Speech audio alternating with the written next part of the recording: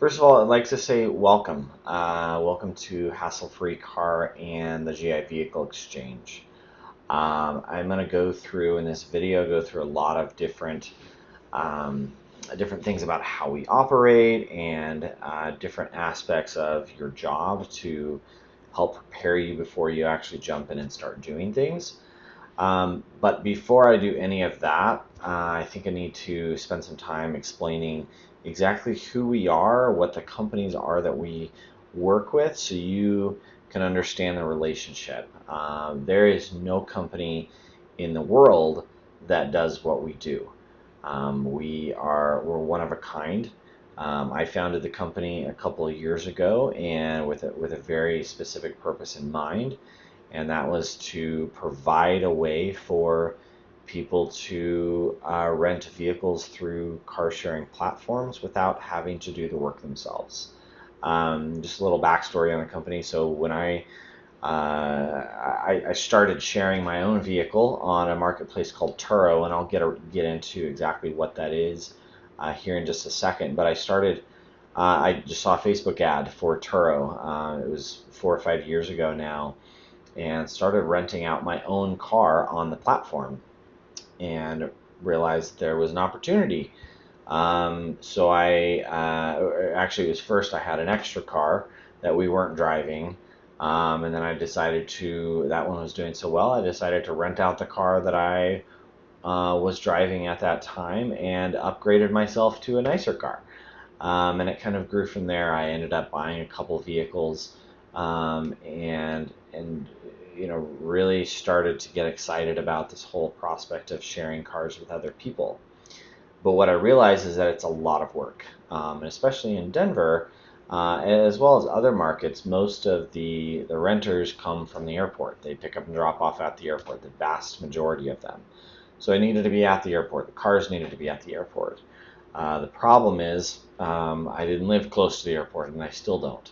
So it was very difficult. So that created, out of that, I created this company that allows, it's kind of morphed over time, but I built it with the intent of giving people another option. If they did want to share their car, but they didn't have the ability to manage it themselves, they could work with us, and we would provide that service for them. So that's exactly what we do. We are not a rental car company ourselves. No one can come to our company directly and rent a vehicle. The relationship, we're the equivalent of a property management company for like an apartment or somebody's vacation home. We just manage everything. We're not the company that renters come to rent vehicles, and we don't own any of the cars. We're not like Hertz or Enterprise or any of the big rental car companies where they own the vehicle, they're renting directly to their customers. We're not that. We don't own any of the vehicles. I, as an owner, do have vehicles in the program myself, and our other company owner, Caleb, has a couple of vehicles himself as well. But as a company ourselves, the company does not own any cars. We're just managing cars for individuals. So I'll dive in here a little bit to the four different company names that you'll run across from time to time. The first one is Hassle Free Car. That's our company. That's who we are, and that's who our owners know.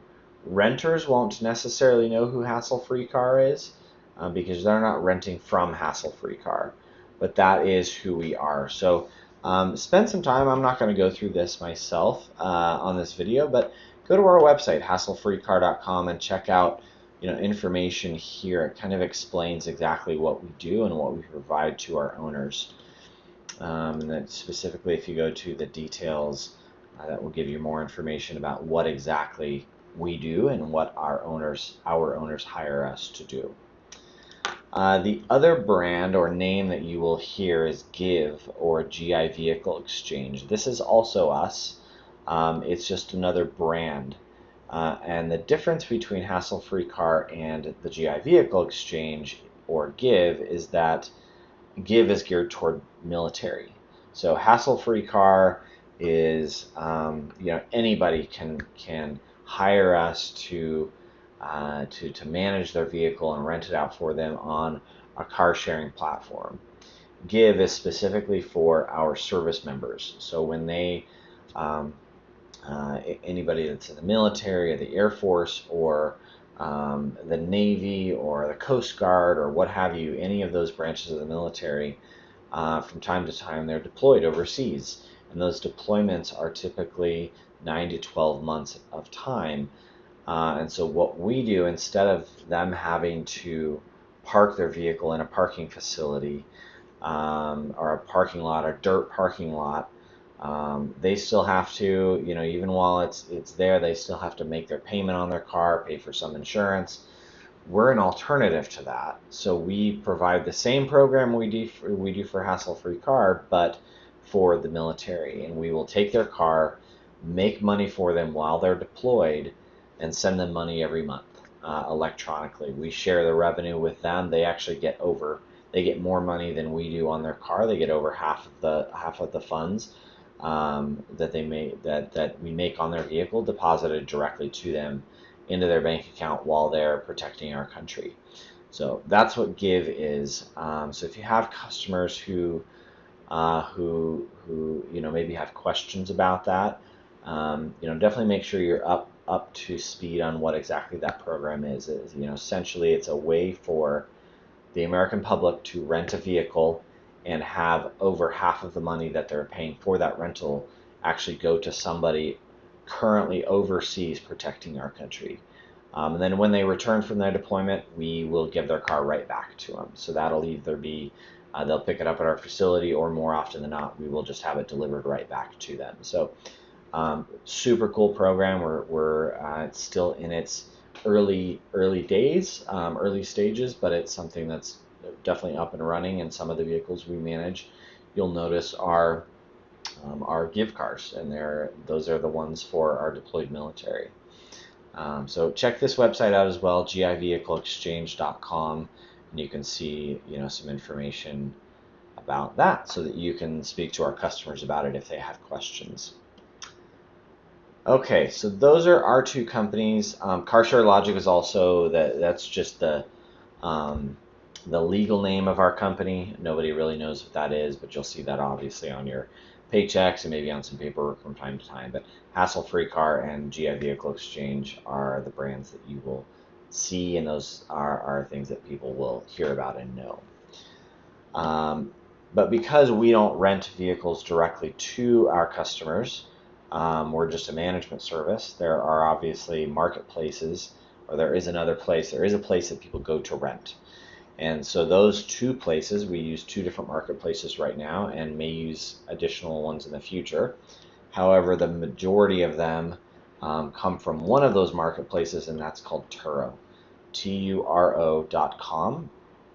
I would say 95 to 98%, maybe more, of our rentals come through Turo. They've been around the longest. They are the biggest in the industry, and so this is where a customer would go to actually book a car. And I'm gonna go through the experience with you so you can understand what a guest will see, what they actually see from their side. But I'm going to do it in the app. I'm not going to do it on the website, because most of the time you're going to be interacting with the guests through on their phone, not on the website necessarily. But the experiences are very much the same. So Turo.com, and you'll notice I'm calling it marketplace, not like a rental car company, because they're not. They are different. Turo is meant for people who maybe have an extra car, or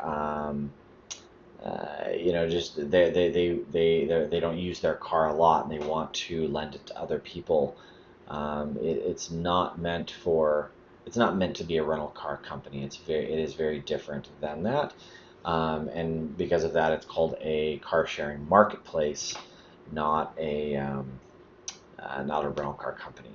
So this is Turo. I'll come back to that because I'm going to show you some things through the app on how to find cars, how they're booked, and so forth.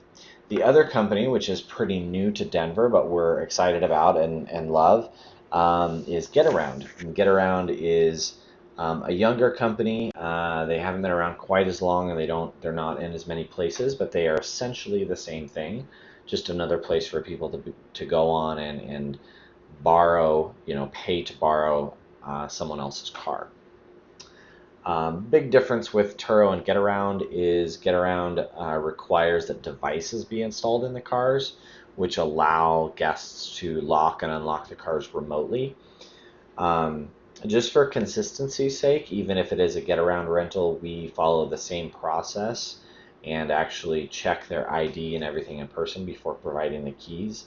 But there are some people that, the standard Getaround experience is that the car will just be parked somewhere.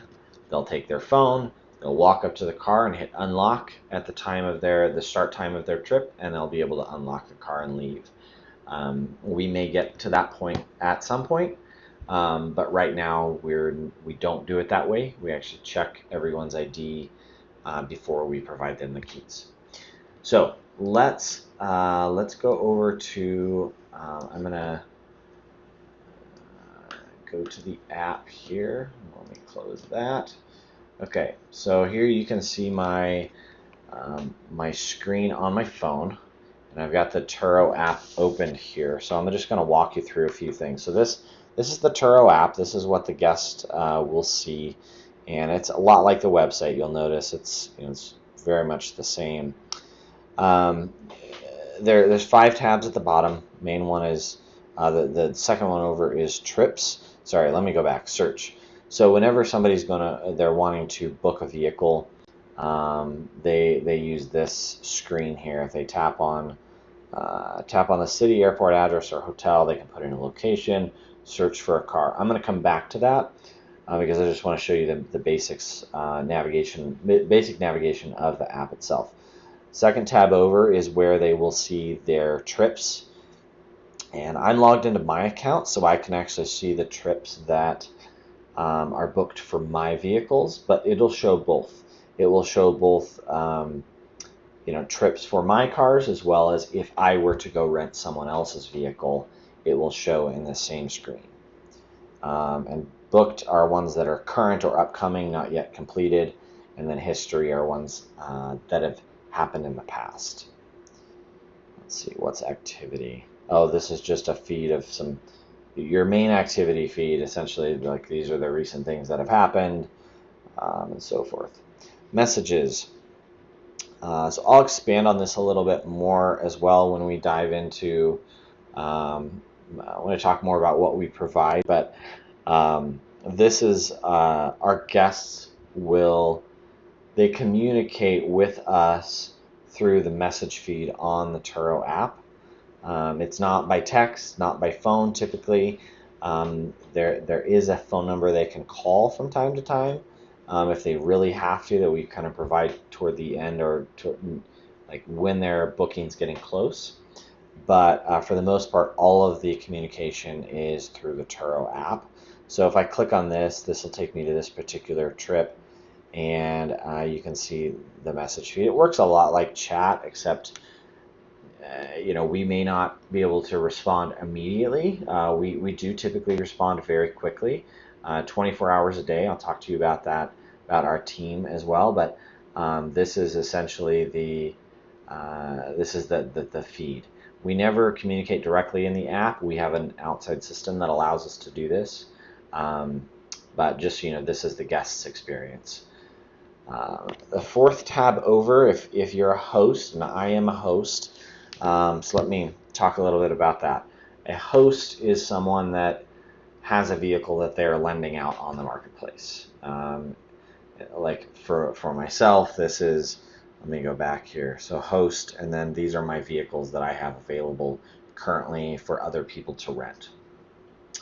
So I'm a host. I am hosting. It's like if you invite somebody over to your house to have dinner, you're hosting them. Same type of thing. I'm inviting them to borrow my car.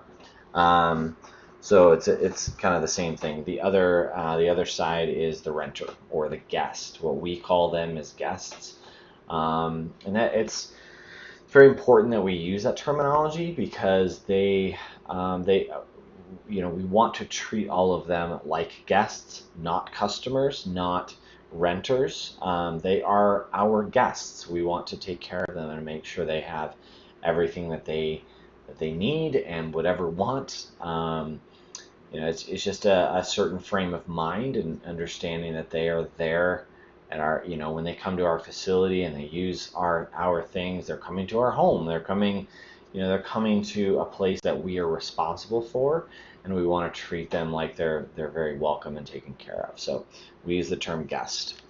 And then, don't really need to go through all of these different things. I would recommend that you download the Turo app yourself and create an account on your own so you can kind of understand how it all works. Because there's a lot. You can go pretty deep in here. You can see reviews and things, earnings that people have made, or that you have made if you list a vehicle, etc. And the last tab is just the profile. So this is essentially the account. The important thing about this is if a renter, if a guest needed to contact support, you would want to show them how to do that from the app. And that is by clicking on profile, and then there's a button here that says contact support, and that will take them to the support site with Turo. It does take them out of the app, which isn't a great experience, but that's how it works. And then at the bottom, you'll see a button that kind of pops out from the side where they can type a question, and then it's going to give them multiple options, whether it's maybe chat. If it's an urgent thing, they'll be able to call or they'll have to email in. It kind of depends on the scenario. And that's pretty much it. I'm going to go back to search, and I'll go through the process a guest would go through to actually book a car. Get around is going to be much the same, so I'm not going to go through that process. I'll just go through that on the Turo app. So you can kind of see how that works. So the first thing you would put in is the location of the car. That's the most important. So I'll click on that, and then I'm just going to put in our parking facility. Most of the people that are booking cars with us will put in Denver International Airport because they want to know what's around the airport. But for me, just so I can get right to the vehicle I'm looking for, I'm just going to put in the address for our parking facility. Second thing that they would do is they put in the dates. You'll see that it defaults to starting tomorrow, and it's booked out a week. Well, I don't want that. I'm actually going to go a couple months out because I want to make sure it's a car that's available. I'll put February 18th through the 21st, and then you can see toward the bottom, you can change the starting time and the ending time. Save. Then we'll just click search, and then I can go through, and these are all vehicles that are available to me as the guest to rent. Down here at the bottom, we'll click filters because I want to look for a very specific car. Gordon, who works with us as well, has a Subaru listed, so I'm going to go book his Subaru. Let's do Subaru, and I can click a model. I can change the model I want. This is one thing that's really cool about Turo and GetAround is, when somebody comes to book one of our vehicles, they are booking a very specific car, as opposed to, with Hertz or Enterprise, most of those companies, you're just booking a class of car. When you go online and register or reserve a car, you'll say, I need a van, or I need an SUV, large SUV, and then you just kind of get what they have. The benefit for us is I can say I specifically want a Subaru Outback, and I know that when I get to the location to get the car, it's going to be a Subaru Outback. And in fact, Gordon's is here right at the top. It's the very first listing. But you can see there's a bunch of them. There are some older ones. There's some older and newer ones on here. It varies. Vehicles on Turo, it changes a little bit, but we can have vehicles as old as about 10 years old available on Turo. As long as they're well maintained, they can definitely be on here. Like this one right here, you can see is a 2013 So it's getting older, but hey, it's a perfectly good car. As long as it's maintained, it'll be great. And some people just don't care. So we're gonna go ahead and book his. It's this Subaru Outback, but I'm gonna change the dates. I'm just gonna do a day booking. Actually, I don't know if it'll let me do. There we go. To change. Yeah, I'll just do save. I'll do that, and then go to checkout. Okay, so here you'll see uh, the guest would see the details of their trip, the dates, the location of the vehicle, and it just gives a generic location. Unfortunately, I wish it would actually give you a very specific the address even before you book it, but it doesn't. It gives all the details. So what I have to do, one thing I do have to do, just like any typical insurance, they can purchase insurance if they wanted to. I'm not going to. Um, just going to decline that because I'm going to end up going and canceling this out anyways. Then I'll put a message for Gordon. Hey Gordon, I hope your car isn't terrible. Okay, done. Let's see if he says anything about that, because he'll see, as the owner, he can still see all the trips that come through, even if we're the ones that are managing it. He still has access to his Turo account. He probably still gets notifications for the trips, so he may see this soon after I book it. So I'll do book this trip, and there we go. It's booked. So on our end, we're not logged directly into Turo, but this trip has been booked with Turo, and within less than a minute, it will get pushed over into our system, and automated messages will go out to the guest, or in this case, me. So we'll go back to view trip details, and then I should actually see some messages come through here shortly. We don't need to wait for those, but this is a good opportunity to talk about our communication with our guests. So we have a team in the Philippines that we have about 10 people in the Philippines that are staffed 24 hours a day, 7 days a week. Rain or shine, holiday or not, we have staff that are on and are able to communicate with our guests, and they are the ones that are actually, they do a lot of the behind the scenes stuff. They're also in constant communication with our lot, so you as a team member at our facility will communicate with them daily. We primarily use Skype for communication, and that'll be on all of the phones as well as on the computers in the office. But they do a lot for us. They do a tremendous amount for us. And one of the big things that they do is they're the front lines for communication with our guests. Let me see if this is updated yet. No, still hasn't come through yet. So it may take a little bit, but there's automated messages that go through. They're not, some of those aren't ones that are our admins are doing. They just trip is booked, and it will automatically send instructions to the guest shortly after it's booked. But then if every message that comes in, our admin team does review and respond to. So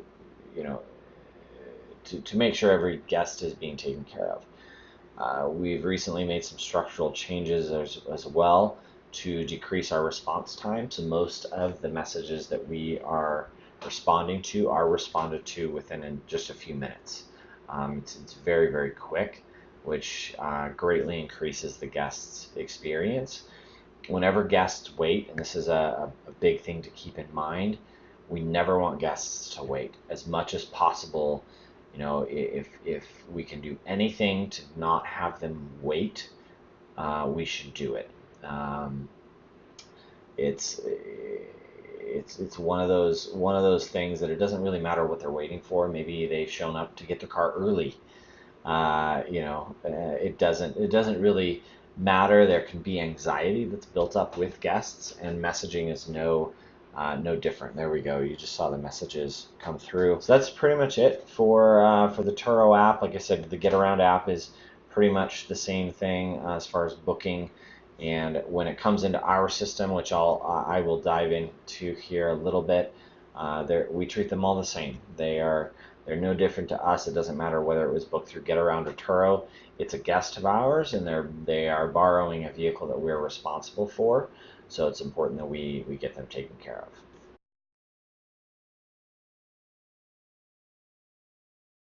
of.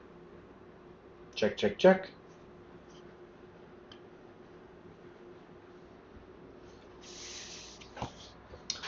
Okay, so the next thing I want to talk to you about is who exactly is on our team, so you understand the dynamics and the team structure. So the company has two owners, myself, Zach, and then Caleb is my business partner, and him and I own the majority of the company. Fine Airport Parking also owns a small percentage of our company as well, so they're invested in the success of our company and our team. And then there's Gordon, and he works with me here in the office in Denver. He's full-time on our team, and you'll see him out at the lot from time to time, and we'll communicate with him pretty regularly.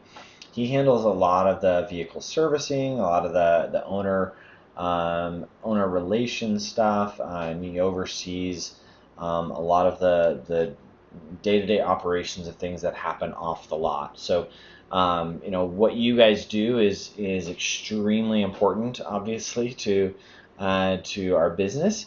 But there's a lot that happens behind the scenes that you don't see.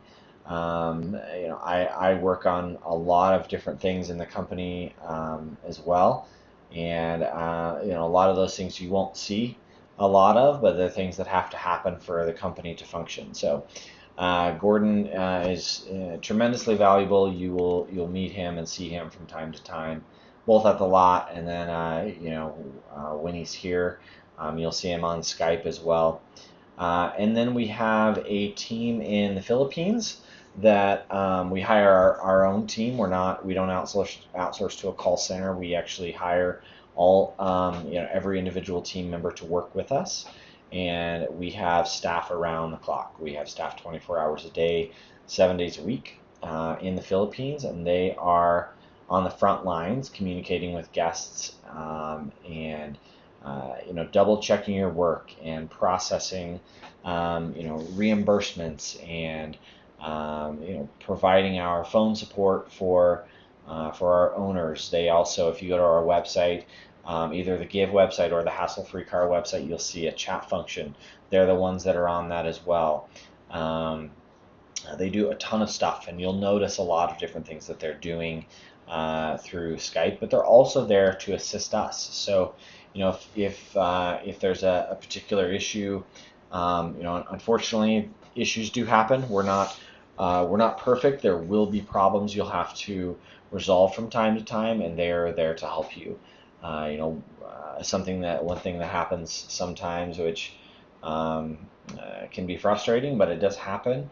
A trip will get booked through one of the marketplaces, and for whatever reason, it doesn't end up in our system. So a guest shows up and their car isn't ready because we didn't have it in our system. You can contact them. The admins will know exactly what to do. They can get the trip pulled over, put in the system, and get it taken care of quickly. Another thing might be, if the name on their driver's license doesn't match the name on the reservation in our system, they can assist with that. Any number of different things. There's different things that can happen. They may request things of us from time to time as well. They're there, helping to make sure that we're getting paid for fuel. They're there to, if there's a renter that's late, we have a vehicle that was due back at 7:30 and it's now 9 o'clock and it's not back. They're the ones that are watching all of that as best they can to help get those things resolved. They may reach out to that guest, or they'll be able to say, hey, this car hasn't been checked in yet, and they'll reach out to you guys and say, is this something you can get on? So it's a two-way communication. They're always available. Treat them well. They do a lot of work for us. So take care of them, and they will take care of you as well. And you will you'll meet them from time to time as well. All of them are in the Philippines, but we do video conferences and stuff pretty regularly. So on the computer as well as on the phones, you will have Skype there.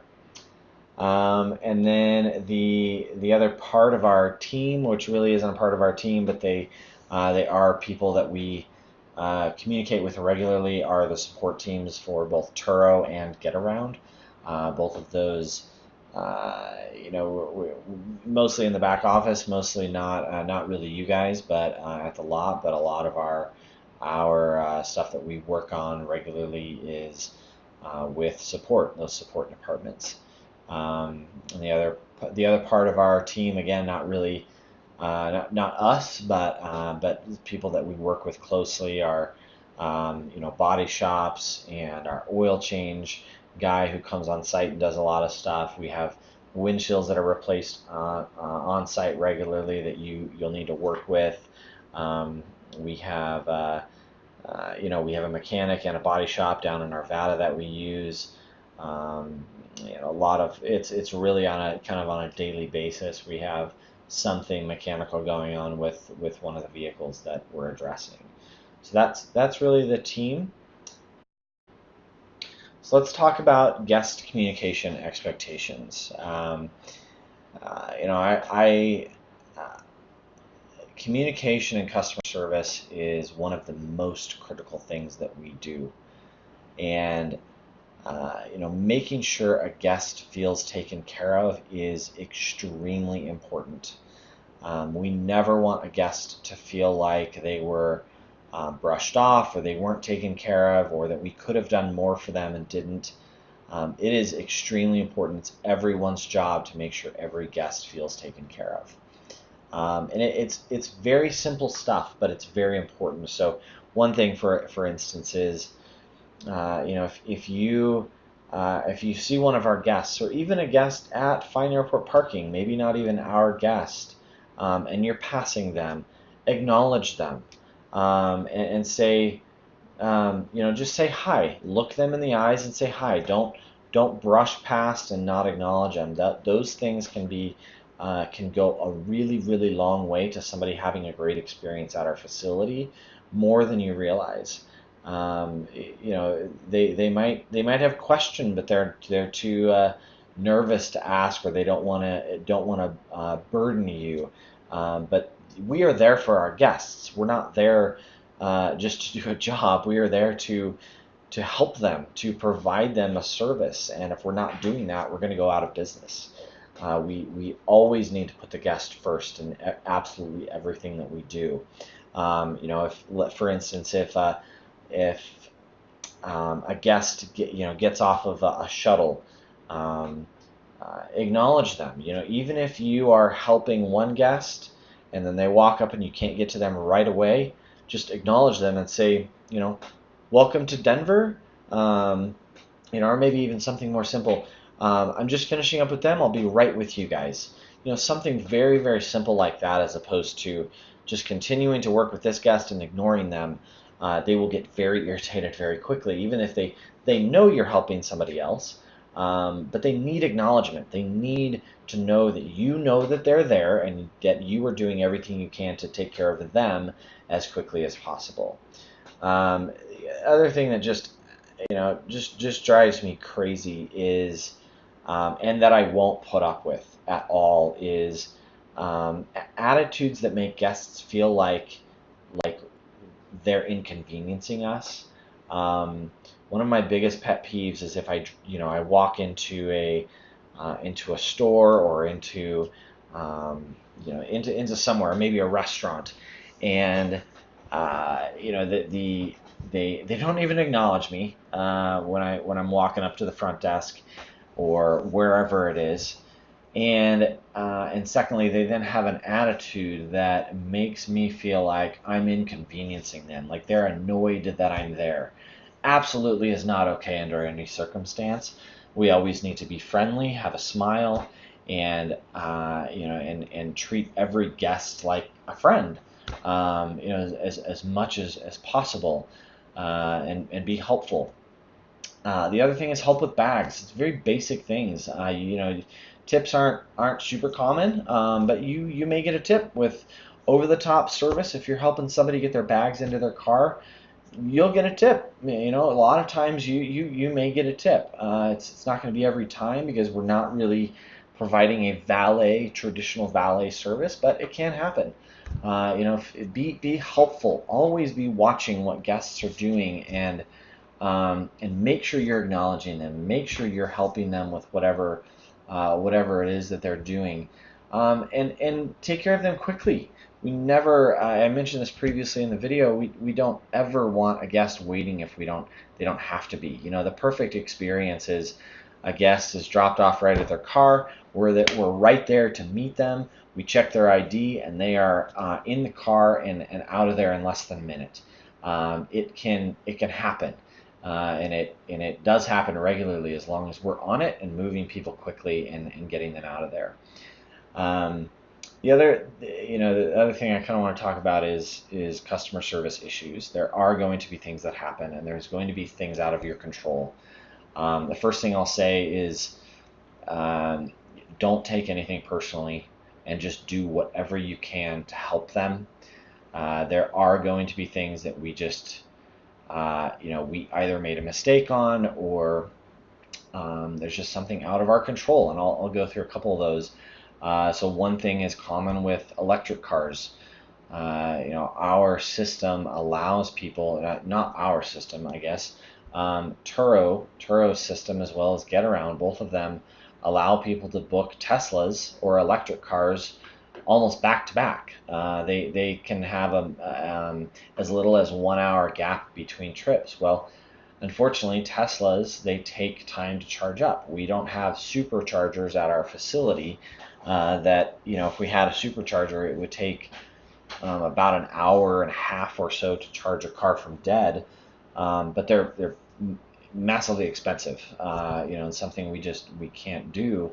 Our chargers are fast, but they may get a car that's not fully charged, and that's just it's unfortunate. Is nothing we can do. We always ask our guests to bring the cars back as full as possible, but they can't always, and it is what it is.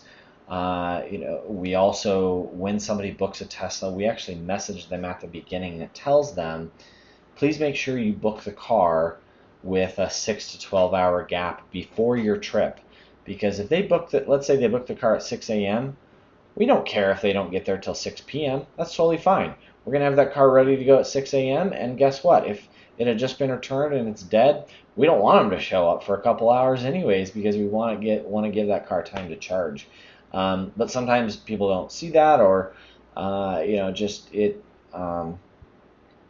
it is what it is. There's nothing we can really do about that. In those particular circumstances, you can apologize to them and just let them know about that.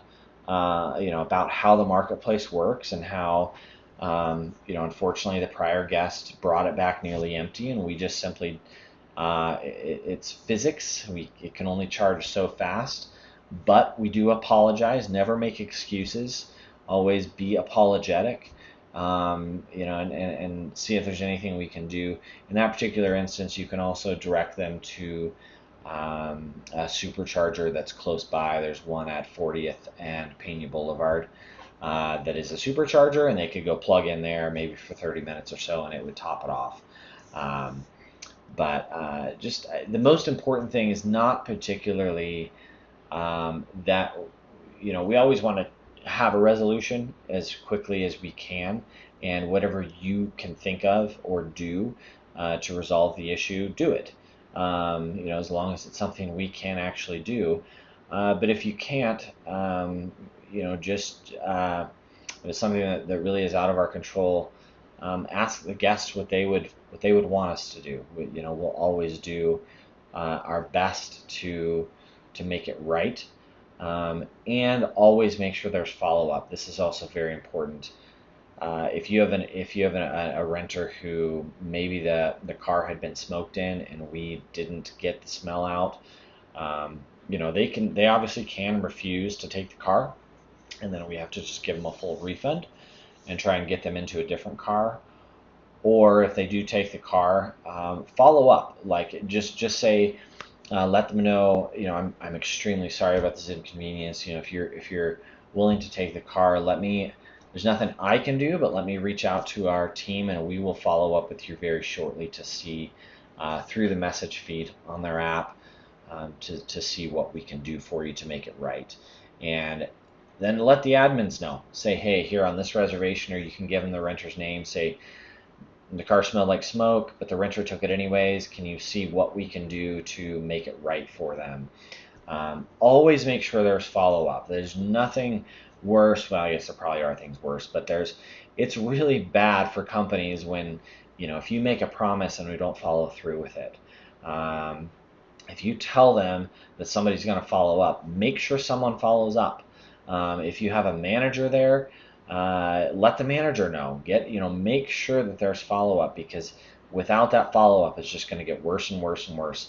And it's going to be your luck that they're going to return that car on your shift, and they're going to be mad at you because no one followed up. So make sure that there's follow-up. In those circumstances, we just have to do the best that we can. Another common issue, unfortunately too common, is if a renter is late, and it affects another guest's trip.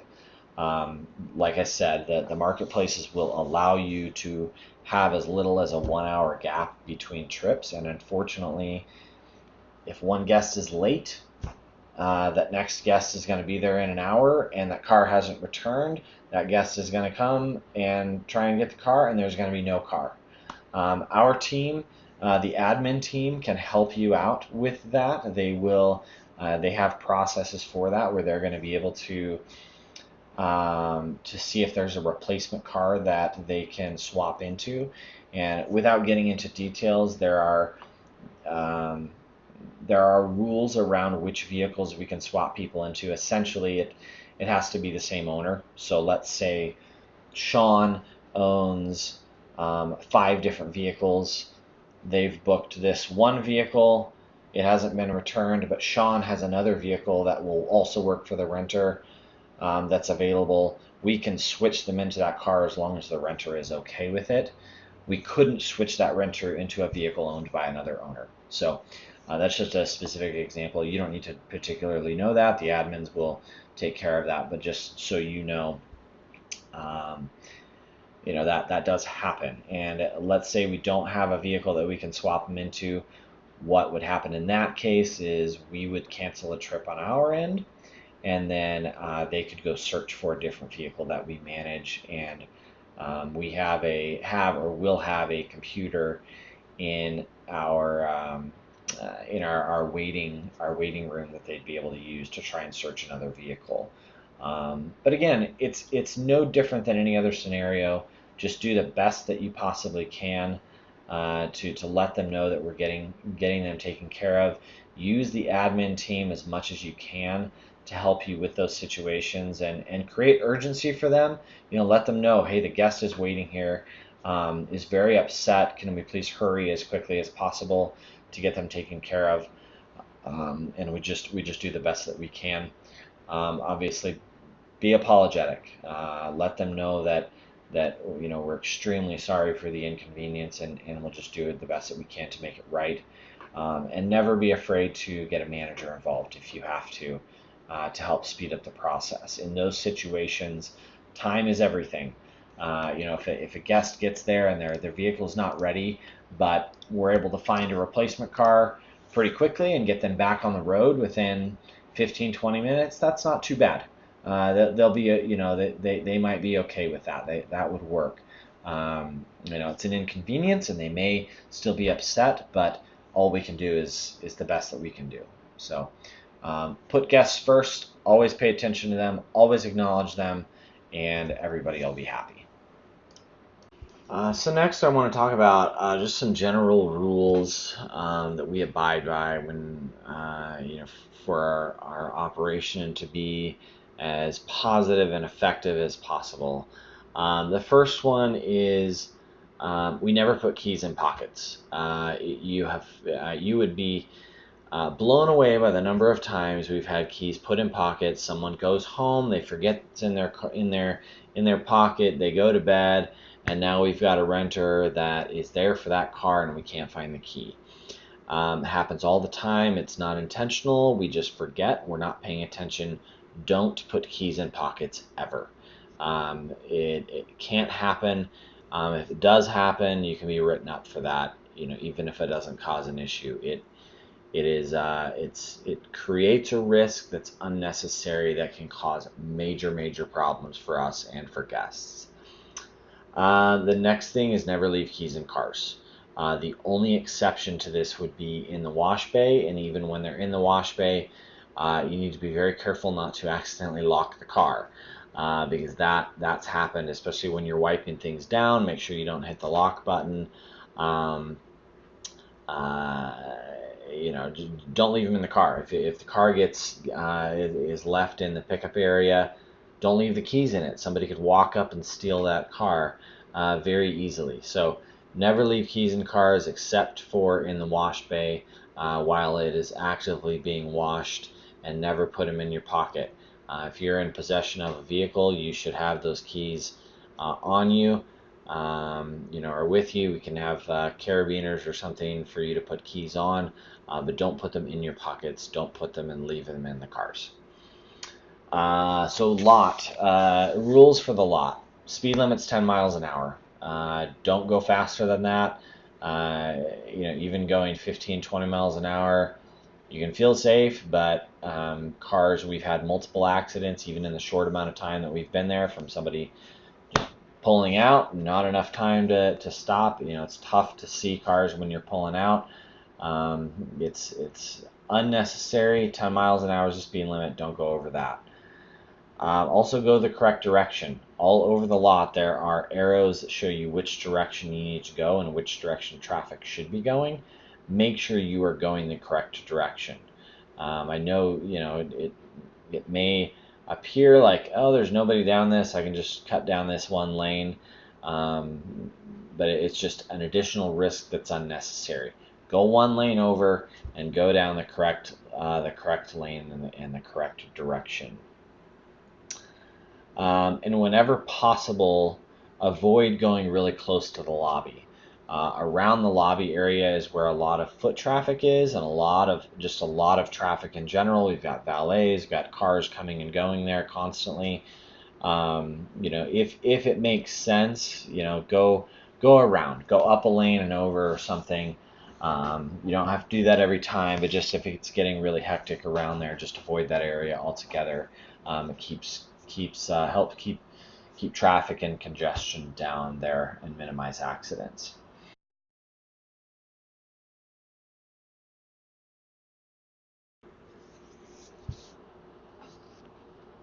One of the most labor-intensive things we do is cleaning vehicles, but it's extremely important, and one of the easiest places to create a bad experience for a guest. But it's our best opportunity to create a great experience for our guests. So as long as we're thorough and efficient, we can get cars clean. We always start with the outside first. You first start by spraying it down, just to get any loose dirt off the car. The last thing you want to do is go scrubbing the car like Josep's doing there, without getting loose dirt off. You can scratch the car very easily. Spray it off, and then you're going to scrub around the vehicle to get anything that's stuck on the vehicle off, especially on this car. You'll notice he's getting pretty much the entire car from top to bottom because it's black. Black shows everything. So if we don't get it scrubbed off well, it'll still look dirty once it dries. So he's doing from top to bottom. Some vehicles you can get away with, with not scrubbing top to bottom. If it's already very clean, or if it's silver cars are easier. They don't show dirt quite as much. But for the most part, most vehicles you need to scrub top to bottom after you've rinsed it off. Once the car has been fully scrubbed off, you'll rinse it off again, get all the extra soap off. Make sure you're not holding the sprayer too close to the car. We have had some instances where There will be a chip of paint, where it's gotten damaged before, or just peeled slightly. And if you have that sprayer too close, it can actually worsen the peeling of that paint. That's just a bad situation. So keep the nozzle quite a ways away. It should be about a foot to 1 to 2 feet away from the car when you're rinsing it off.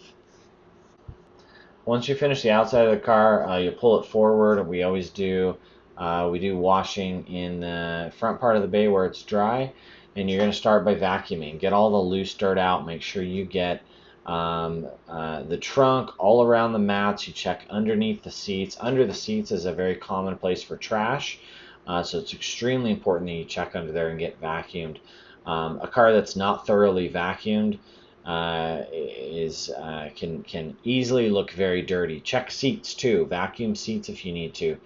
Be careful not to scratch stuff, but vacuum the seats. People sit down, they can feel dirt under them. They're gonna think the car wasn't cleaned well.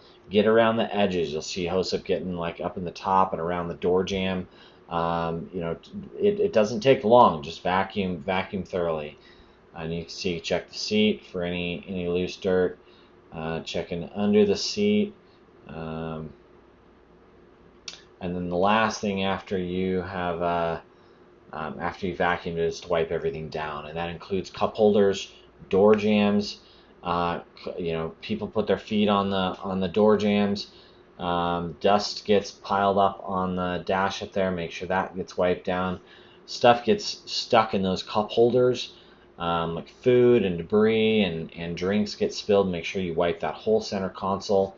That's where people see stuff the most, is right by them. Naturally, it's right there. Need to make sure those get wiped out very well. Is getting around the door jambs. And then the last thing is going to be windows. Make sure you do particularly interiors of windows, because you may not see it in here or in the wash bay, but people do put their fingerprints and stuff on the window, and that grosses a lot of people out. Make sure, he's getting the steering wheel, doing a really thorough job. Make sure everything's wiped down. Don't want anything sticky or anything in the car.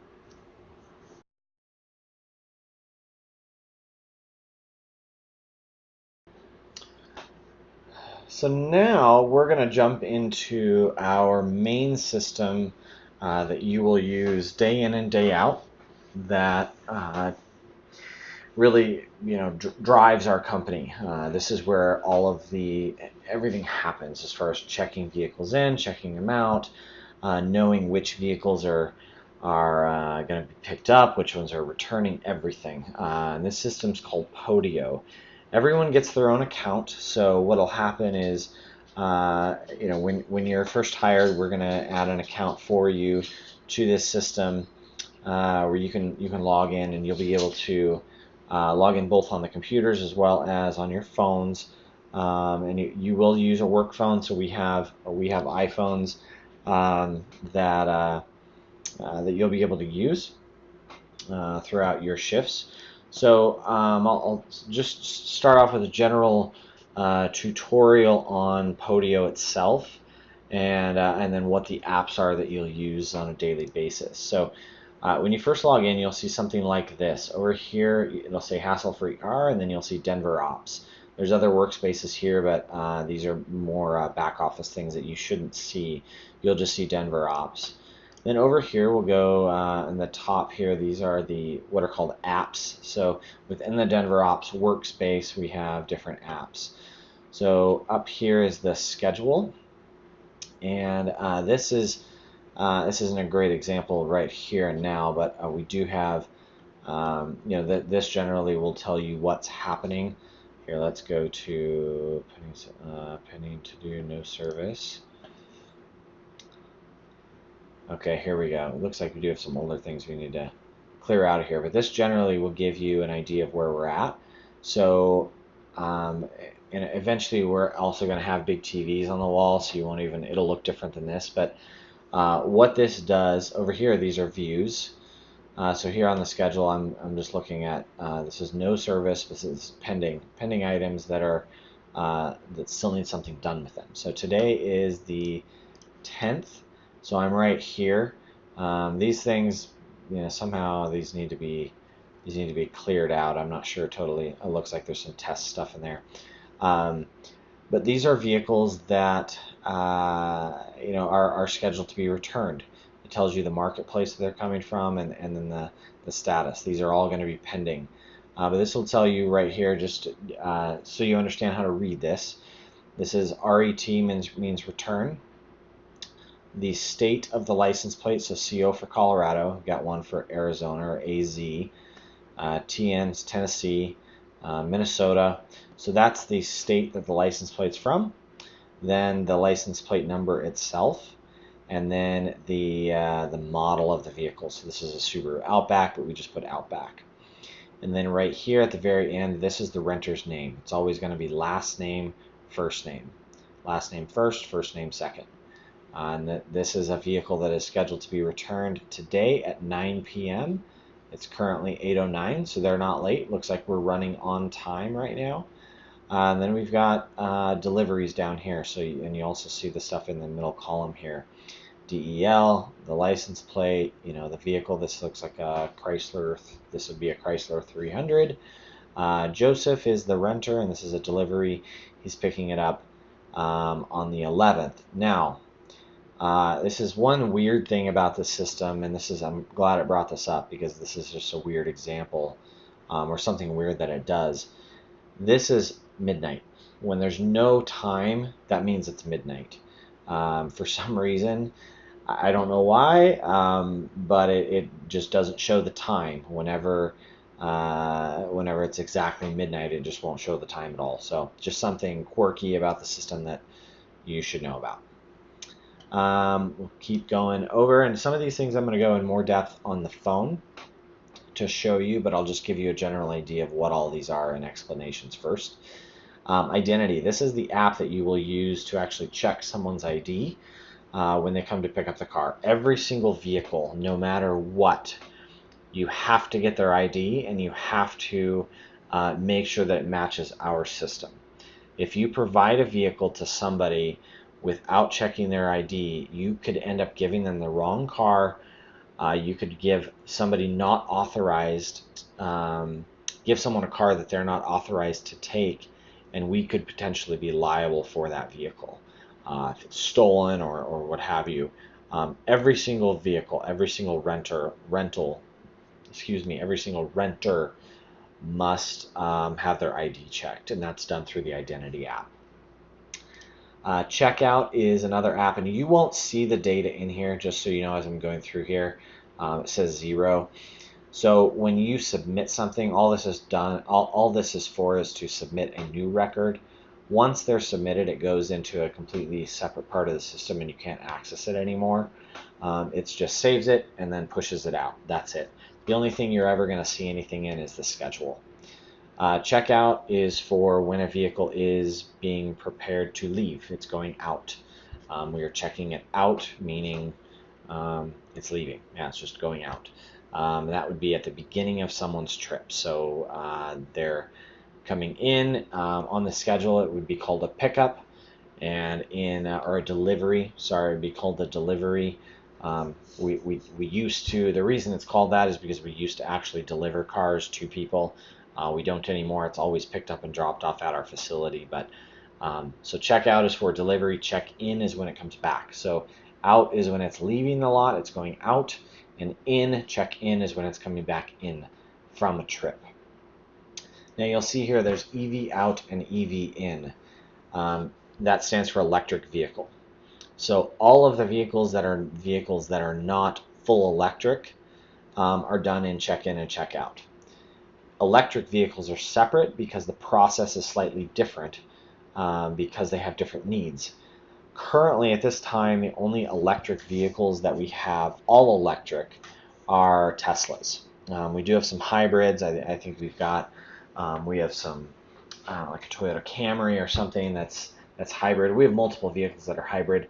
Those are different. Those are those are not considered electric vehicles because they don't plug in. It's only vehicles that actually plug into something to charge that are done under EV out and EV in. Again, it stands for electric vehicle. Out and in. The next one is fuel. Every renter is supposed to return their vehicle full. And actually, so I take that back. The schedule is not the only place you will see records in. You will see them in other places as well, such as in fuel. These are vehicles that are staged that need to be fueled. Every vehicle that comes in, excuse me, looks like these two are old. These should have been fueled already. I don't know why they haven't been, but these should have been fueled already. Whenever a vehicle comes back and it's not full, in the check-in report, and you'll see this later as I go through it, in the check-in report there will be an option to select whether it's full or not.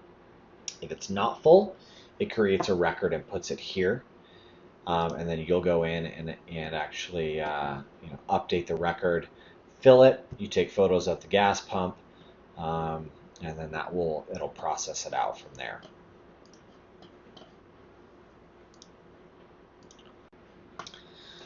Okay, and then the next section is called in for service and out of service. These are for when vehicles have to go to shops. So those are separate from trips. These apps I went through before, EV out, check out, check in, EV out, EV in. These are for actual trips, and that can be a guest who booked the car through Turo or Getaround, or it might be the owner who came in to use their own car. Those are all trips to us. There's no difference. They're checked in and checked out. But service is actually different. The process is different. So in for service is when it's going into a shop, and out of service is when it's coming out of the shop and back to our facility. So as of right now, those are kind of opposite of check out and check in. Sorry for the terminology difference, but in for service is when it's going into the shop. Out of service is when it's done and it's coming back from the shop. New car and end car, these will mostly be done by managers, but if you do get trained up on this, you can do it. It's a more lengthy process, but we're always bringing cars on, and cars are always being terminated from service. Hopefully more are coming in that are going out.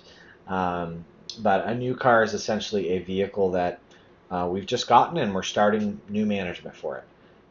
Those get dropped off, it's all throughout the month. We have to create an initial report to document the condition of the vehicle when it comes in. That's what a new car is for. That's how they start their contract with us, is through that report. End car is before we release it back to the owner. That's where that's done. If you need to create a claim, which is extremely rare, and I don't think most people will end up doing this, there is a claims app, and I'll go get into that a little bit later, and what that actually means. But just a general idea, claims are anything that are billable, essentially. We create claims for when a renter owes us for some fuel, if they took tolls. If we need to refund them money, we create a claim. If there's a mechanical issue with the vehicle, or if there's body damage to the vehicle, we create a claim. It's just how we track essentially incidentals. They're extra things that happen on trips or to vehicles even not on a trip. You won't handle much of that. You won't really see that much, but it's just helpful to know what a claim is. Tread depth. Very important thing that we have to track is making sure tires are in good condition. If you notice a vehicle that looks like the tread depth is low, take a tread depth report. And I'll show you how to do this on the phone, but essentially you're just going to select the vehicle, put in the tread depth, and click Save Report. If you see uneven wear, you can tell us that as well and take photos, but Save Report. What that'll do is it'll notify us, hey, this vehicle's tread is low. We need to get new tires ordered. Because we can't see the vehicles. We're relying on you guys to let us know, and our admin teams, and Tiffany or Hosep or somebody who's ordering tires. We don't see every car. It's impossible. We have to rely on you guys to let us know when there are ever issues with cars. namely, tread depth. If tires are getting low on tread, we need to get them replaced. And to make sure that happens, submit a tread depth report, because the owner's going to want to know, okay, why are you telling me I need new tires? Then we can show them, look, we did a tread depth check and your tires are low. Here are the measurements.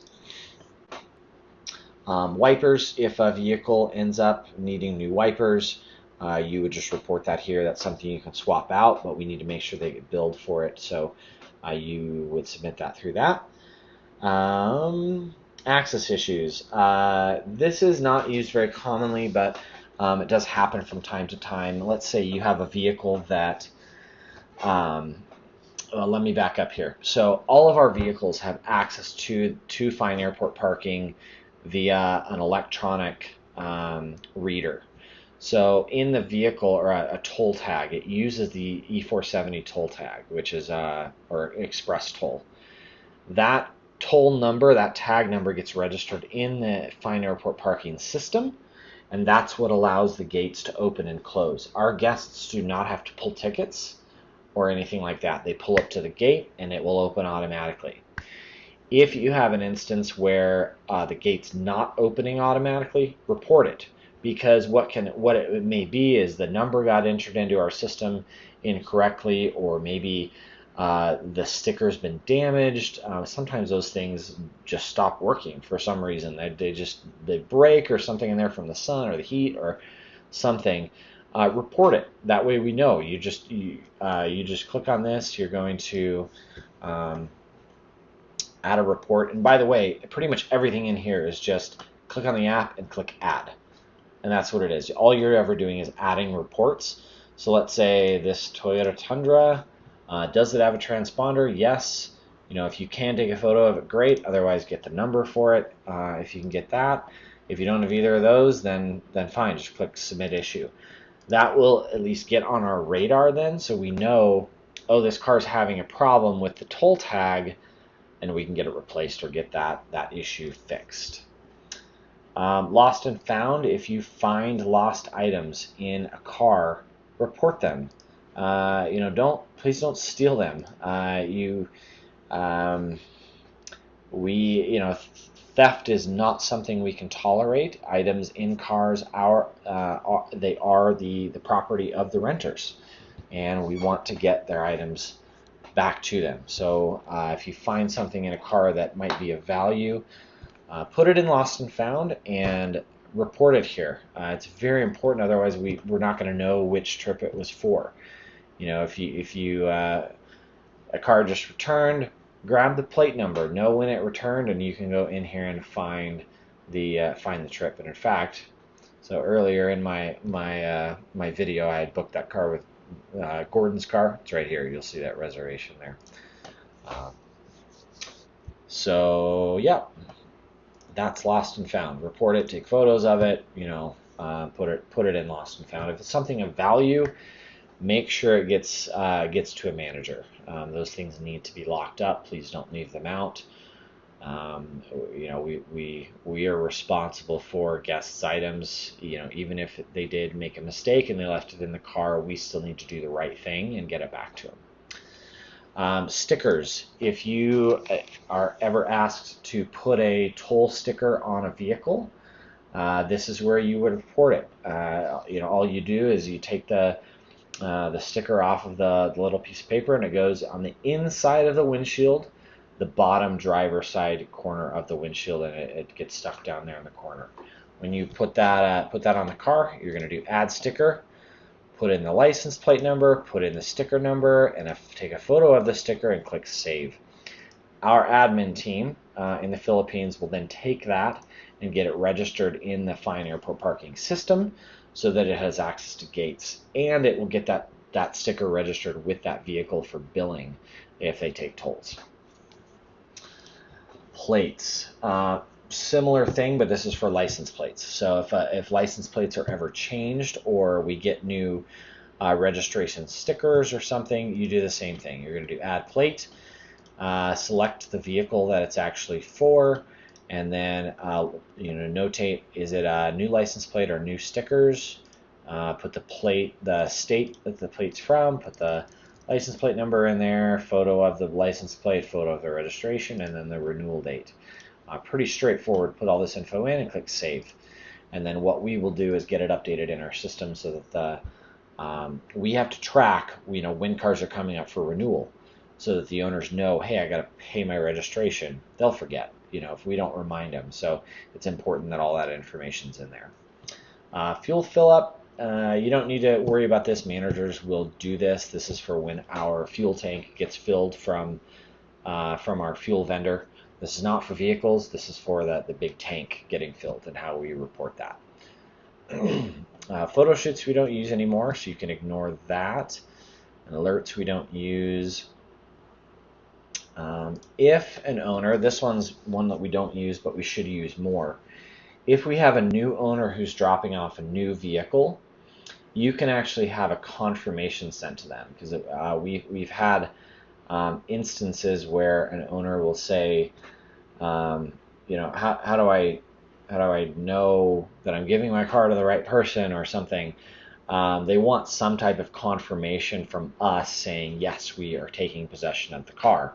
Because you can't do the new car report at that time. Don't ever do that with the owner standing there. It takes way too long, and it just is not efficient. We need to be able to do the new car report by ourselves, without somebody looking over our shoulder, so we can do a thorough job. Instead, what you can do is you can do a receiving confirmation. So you could add this. The vehicle has to be registered in our system, so you can put in, or no, sorry, it actually doesn't. You would take a photo of the license plate, the license plate state, the license plate number, take a photo of the registration card, and then you can put put their email address in. So while they're standing there, put their email address in, save, and then they will actually get a email address and text. So this is for if they wanted a text confirmation that will be sent from our system that says, thanks for dropping off your car, we now have it in our possession, we'll get it checked in soon. If you put an email in, it will email them. If you put a phone number in, it will text them. You can do both. It doesn't need to just be one or the other. Okay, inspections, we don't use that. That's our mechanic uses that. Damaged photos. So if you're ever requested to, this would be, either by a manager or by somebody on our admin team, ever requested to go take photos of damage on a car, this is where you would submit that. They'll be able to give you a claim number, so you can attach it and look it up.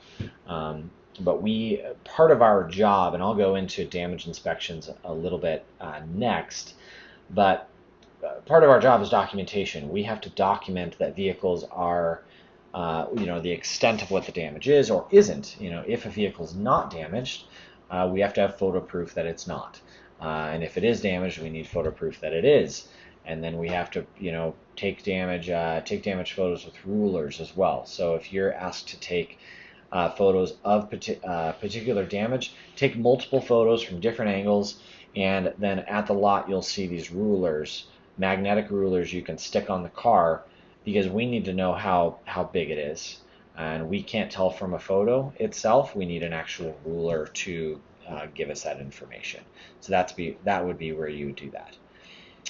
Generator fuel, we don't use a generator anymore, so that doesn't, we don't use that. And then lock and unlock. This is a cool app.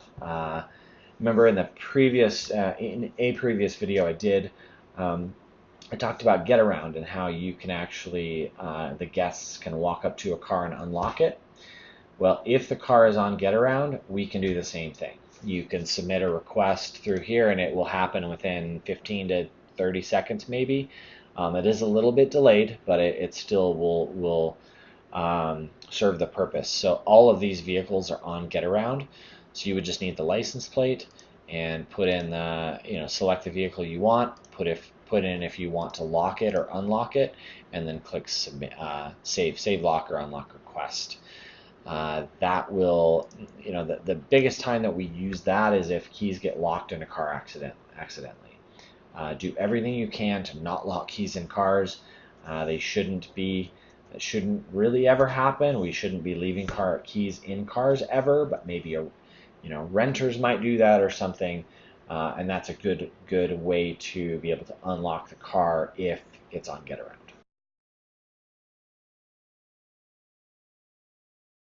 So checking cars in and out is something you'll do pretty regularly. You might even get sick of it, but it's extremely important.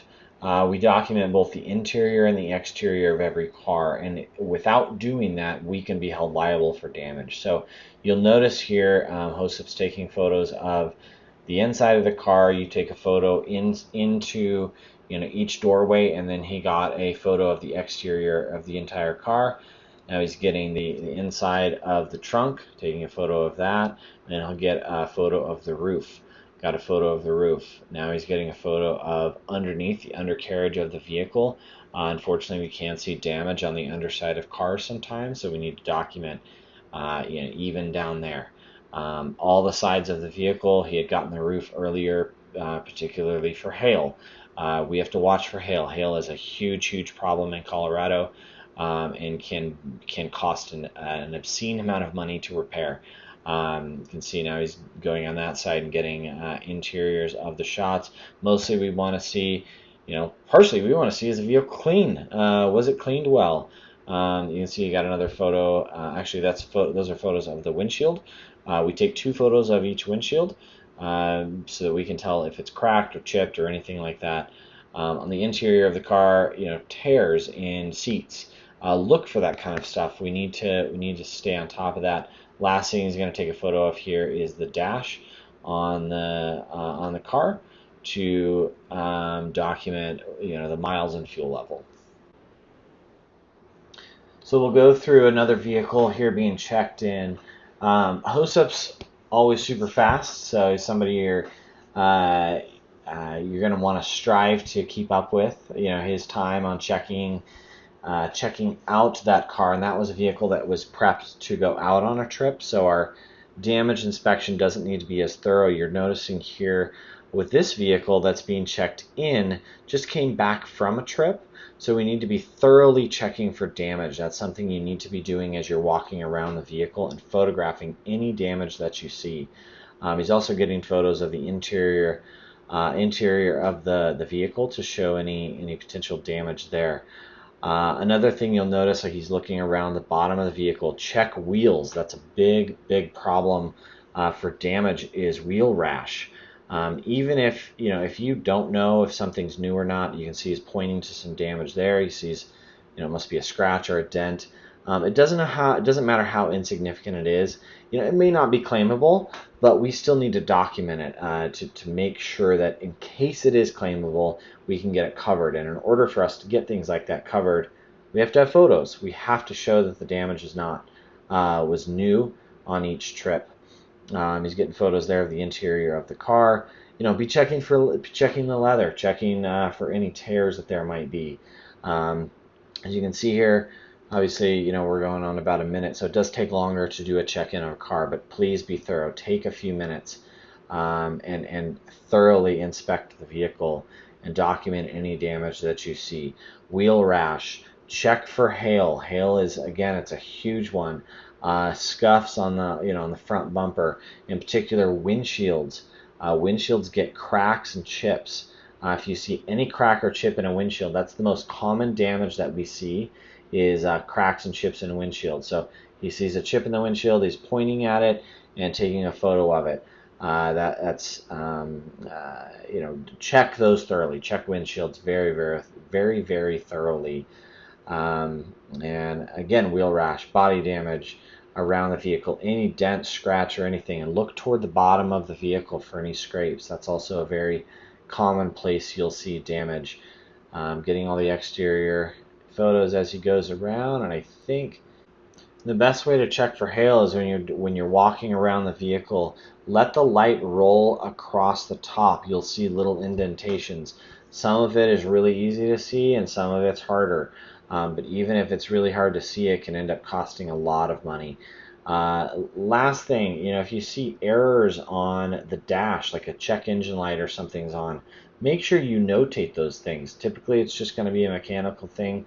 but it could be damage, and either way, it's something we need to take care of. He's taken a photo there of the center console. We've seen damage before to like gear shifters and the radio and things like that. Photograph that. You know, that's a part of the check-in process. He's writing down the miles. Make sure that you record the miles correctly and it's set to odometer. And then he's getting a photo of it there. Make sure it shows the fuel level as well as the miles in that photo. Okay, so now what we'll do is go through the whole process actually in the Podio app. This example is just a two-door vehicle, but you know, it's relatively the same. You're going to start by clicking on checkout, and you go to select the vehicle or select the trip. Make sure the license plate matches the trip. You take a photo of the license plate to double verify that. Now we'll take a photo of the keys. Make sure you take a photo of all of the keys attached to the key ring, not just the car key. All of them are important because there may be like ski rack keys or other things. Now we'll capture the miles and put those in there. Make sure, this is a very, very common mistake that people leave it on trip A or trip B. Make sure it's the odometer and not the you know, not trip A or trip B. And there's always a button or something to be able to change it. If you can't figure that out, Google it. Center console, make sure you get as much as you can. You know, cup holders, the radio, the dash, all that stuff, as much as you possibly can. Tightly framed around the door. Don't back up too much. People have a tendency to back up like way far away, and then it's super dark inside and you can't see anything. Just back up enough that you can get the whole door frame in there, and that'll work. Get back seats. Again, this is a little bit different because it's a two-door vehicle, but we're, you know, taking photos of those rear seats. If seats are down, put them up.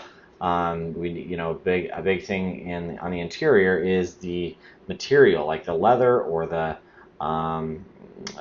whatever it is, the cloth. Make sure that doesn't have stains or tears or anything. We got to put a photo of the back cargo area. Now we'll go around. We're going around to the passenger side. I put up the seat there so you can actually see the whole seat. Just capture as much as you possibly can without backing up so far it gets dark. Now we'll take a shot inside, you know, into the passenger door.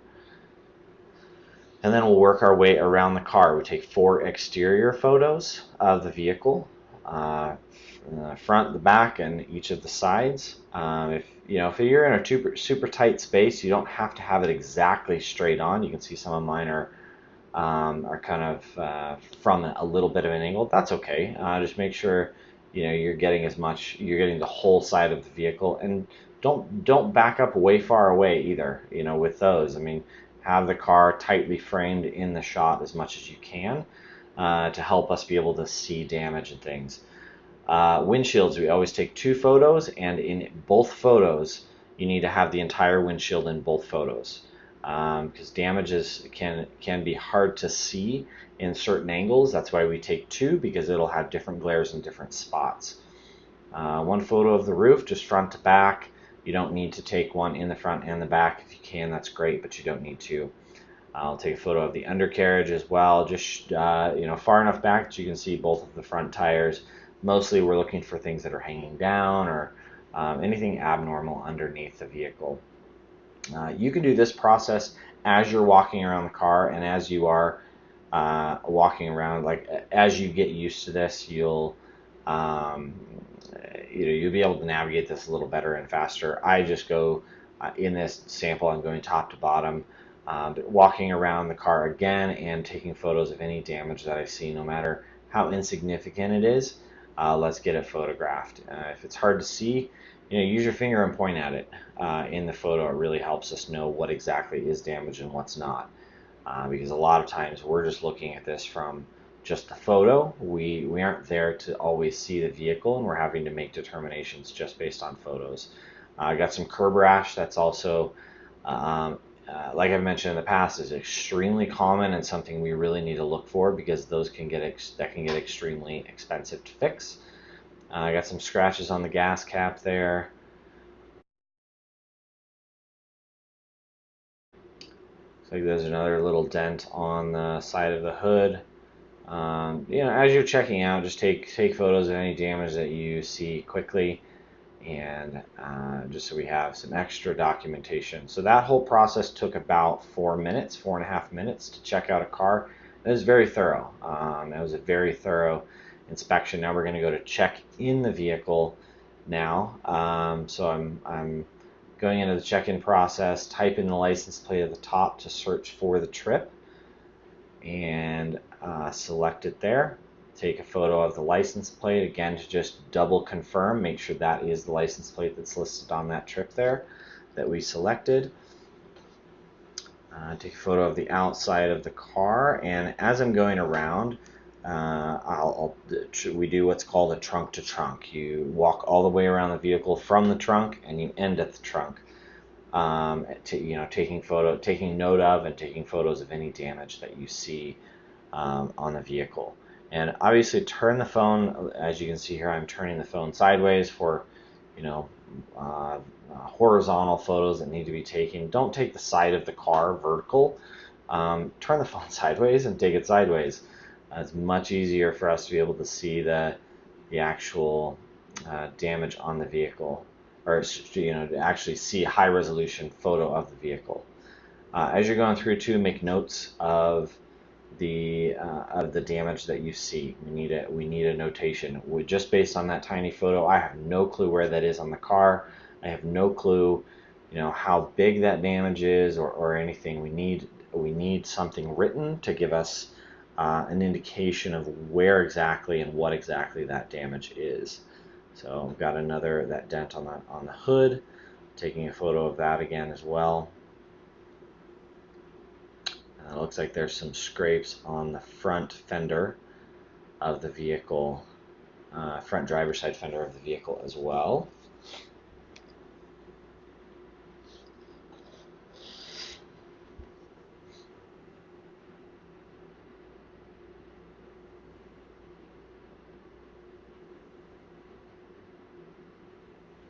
Have that chip in the windshield again. Even if I think something is pre-existing, photograph it. It takes literally a couple seconds to photograph it. Just document it just in case. You never know if something's really new or not, or had been claimed originally or not. We really just need to document every bit of damage on every car that we can.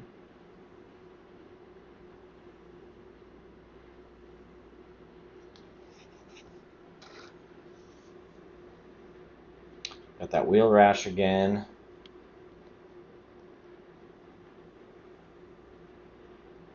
So this is obviously at the end of the trip, so we're wanting to be very thorough with the documenting of any damage. And then what happens from here is a damage report is opened for this vehicle, and our admin team will go in and review previous photos as well as the damage that you had reported to determine if it's something that's new or not. If it's not, we just close it out and move on with life. If it is new, we are able to then submit a damage claim on this trip. So we heavily rely on you guys to notate damage and look for damage. We got those windshield photos again, 2 of them, both of them showing the entire windshield in both photos, doing the interior, front seats, back seats. Just checking for and documenting the condition, primarily condition of the seats. But if you do notice anything, like on a door, if a clip is broken or a handle is broken or something, we can't photograph every possible part of a car. But if you notice something's damaged, document it. Let us know. Put that in the trunk to trunk notes. The handle's broken, or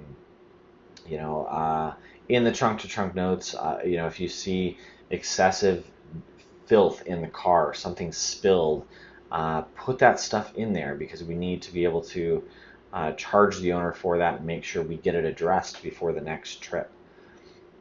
Again, we got a photo of that whole center console, and I backed up quite a bit so I could actually see, even part of the dash there as well. And we've got the dash photo. Make sure it's in focus. That's another big thing we have issues with, is sometimes it's not in focus. Put the put the camera on it, tap on it, make sure it focuses on the dash itself, and that you can read and see both the miles and the fuel level. The car needs to be on. That's another important one that some people miss. The car needs to be running. It needs to be on because we need to know what the fuel level is. If there's check engine lights or anything like that, we need to know. And you can see down there toward the bottom, I had checked the box for the windshield having a chip in it. So document that as well. Check engine light. If the check engine light is on the dash, let us know that so that we can get that addressed. And later on in this video, I'll show you how to pull a report for that if that's something you have time for, and to clear the code. If there's an odor, another huge one. If there's an odor in the vehicle, you need to report that, and we need to get those things taken care of very, very quickly before the car goes out on its next trip.